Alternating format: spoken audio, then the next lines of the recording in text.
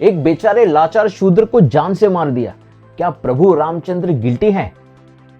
मैं सत्य गोपीनाथ दास तमसोमय YouTube channel में आपका स्वागत है।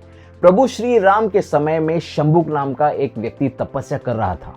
तभी वहां पर श्री राम पहुंचे और उससे परिचय मांगा। उसने कहा कि मैं शूद्र जाति में जन्मा हूं। प्रभु श्री रामचंद्र ने इमीडिएटली उसका सर धड़ से अलग कर दिया। इंट्रीगिंग एंड कंफ्यूजिंग ना? इसलिए तो आजकल के बड़े बड़े विद्वान एंड एकेडमिशियंस ये नहीं समझ पा रहे कि हाउ कैन लॉर्ड राम किल अ शूद्र। डाउट करने वालों में लेटेस्ट हैं डॉक्टर विकास दिव्य कीर्ति सर। दोस्तों, आज के इस 21वीं सेंचुरी में जब कभी हमारे प्राचीन भारत की इतिहास की बात आती है तो केवल ये कंक्लूजन्स निकाले जाते हैं। भगवान रामचंद्र एक जातिवादी वाले रूलर थे। शूद्र जाति वालों को तो तपस्या करना अलाउड ही नहीं, क्योंकि ब्राह्मण लॉबी की पॉलिटिक्स है, जेलेसी है, उनका सप्रेशन है। राइट टू एजुकेशन तो सबको होना चाहिए ना, शूद्रों को क्यों नहीं? क्या शूद्र फैमिली में जन्म लेना पाप है? अगर भगवान हो गए तो क्या अपनी मनमानी करोगे? देखिए, कई मॉडर्न कमेंटेटर्स ये कहेंगे कि हम शंभुक के साथ हैं। इनफैक्ट उसको तपस्या करने में इंस्पायर करना चाहिए। हमें चाहिए आज़ादी, आज़ादी, ब्राह्मणवाद से आज़ादी। चलो, ड्रामा हो गया।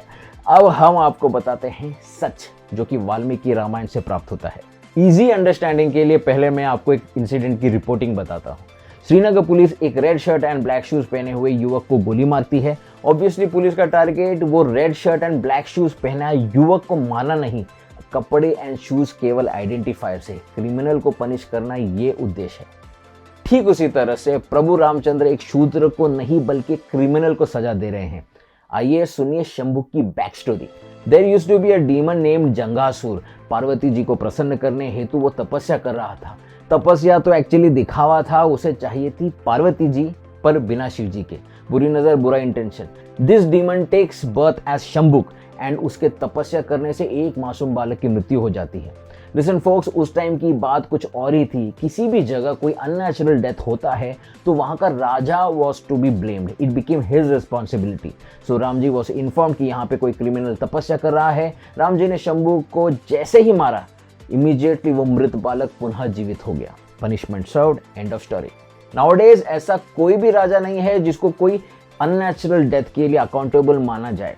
और जो राम जी को अगेंस्ट शूद्रास कहते हैं वो ये सुन ले, लॉर्ड राम तो बिना जात पात देकर अनेकों लोगों पर प्रेम की वर्षा किए थे। निषाद राज गुह को प्रेम का सम्मान दिया। बड़ा ही इमोशनल प्रसंग, ये पढ़िएगा जरूर। शबरी तो निम्न जाति की थी, उसे भी अपनी कृपा दी। विभीषण तो राक्षस कुल में था, उसे तो जीती हुई लंका का राजा बना दिया।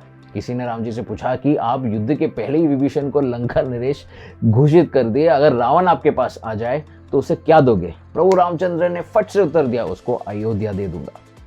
प्रभु रामचंद्र के मित्रों में जांबवंत जी आते हैं, जो कि एक रीछ भालू की प्रजाति के थे, और सुग्रीव जो कि एक वानर थे। अभी ये ताजा ताजा दिमाग वाले कहेंगे कि ये सब दोस्ती नहीं थी, प्रभु रामचंद्र तो उन सबको यूज करने के लिए, सीता देवी को प्राप्त करने के लिए ये सब कुछ प्रपंच रचा था। अरे यूज करना ही था तो वाली से दोस्ती करते ना, जिन्होंने पहले भी रावण को अच्छी तरह से धूल चटाई थी। प्रभु रामचंद्र के पावन चरित्र को समझने के लिए चाहिए भक्ति, एजेंडा नहीं। वीडियो अच्छा लगा तो लाइक करें, चैनल को सब्सक्राइब करें। जुड़ते हैं अगले वीडियो में। जय सिया राम।